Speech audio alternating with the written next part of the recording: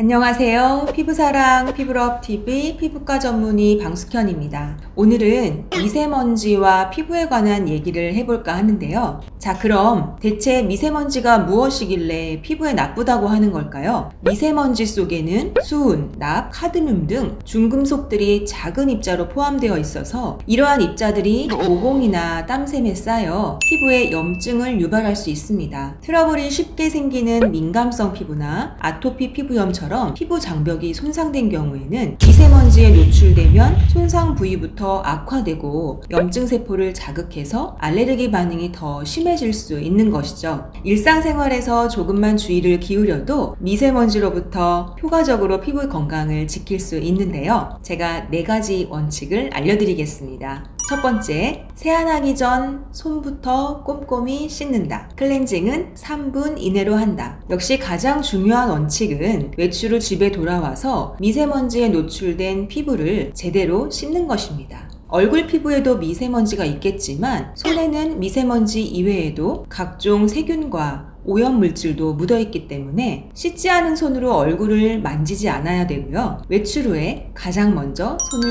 꼼꼼히 씻는 것이 중요합니다. 손을 씻은 후에 세안을 하는데 메이크업을 하셨다면 클렌징 오일이나 로션, 워터로 먼저 화장을 지워주고 2차로 폼 클렌징으로 세안을 합니다. 하지만 민감해진 피부를 가지신 분들의 경우에는 세안 시 피부 산도와 유사한 저자극 약산성 세정제를 사용해야 하며 풍부하고 부드러운 거품을 내어 부드럽게 피부 마찰을 최소화해서 세안을 해주셔야 합니다. 꼼꼼하게 클렌징하는 것은 좋겠지만 너무 오래 씻다 보면 오히려 피부에 오염 물질이 피부 속으로 들어가고 피부 장벽에 손상을 줄 수 있기 때문에 3분 이내에 끝내는 것이 좋습니다. 두 번째, 보습에 신경을 써주셔야 합니다. 튼튼한 피부 장벽을 위한 보습이 중요한데요. 피부 장벽을 강화시켜주려면 세라마이드, 지방산 등 피부 장벽을 이루고 있는 성분과 유사한 성분을 함유하고 있는 보습제를 사용하는 것이 좋고, 가급적 방부제, 계면활성제 등 화학 첨가물이 제외된 제품으로 무색, 무향, 저자극 제품을 사용하시는 것이 좋습니다. 개인의 피부 특성에 맞게 유수분 공급 밸런스를 맞춰줄 수 있는 제품을 사용해야 하는데요. 이런 보습제들은 피부 방어막 기능을 높일 뿐만 아니라 물리적인 보호막이 될 수 있습니다. 세 번째, 미세먼지가 심한 날에는 메이크업도 신경 써야 하는데요. 보통 많이 좋아하시는 피부를 촉촉하게 표현해주는 물광이나 윤광 메이크업은 자제하는 것이 좋습니다. 피부 속은 수분이 가득 차야 하겠지만 피부 표면은 보송보송하게 마무리해주는 것이 미세먼지가 피부에 달라붙는 것을 막아줄 수 있기 때문입니다.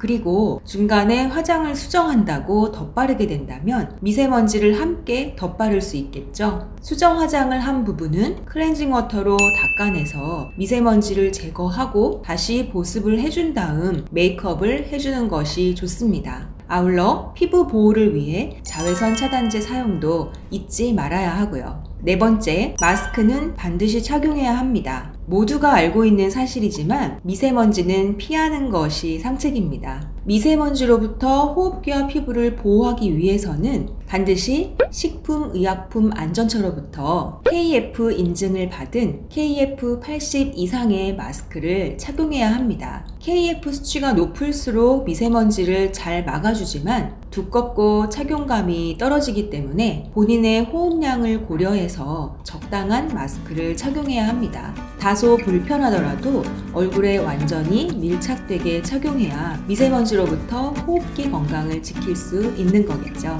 자, 오늘은 너무 기본적이지만 그렇기 때문에 잘 지켜지지 않을 수 있는 부분을 말씀드려 보았습니다. 오늘 이 유튜브를 보시고 다시 한번 피부 건강에 대한 경각심을 가져보는 건 어떨까요? 이상 피부사랑 피부럽TV 피부과 전문의 방숙현이었습니다.